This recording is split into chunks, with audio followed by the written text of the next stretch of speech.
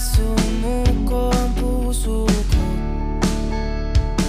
sa paulit-ulit na pagkakataon na nasaktan na bigo.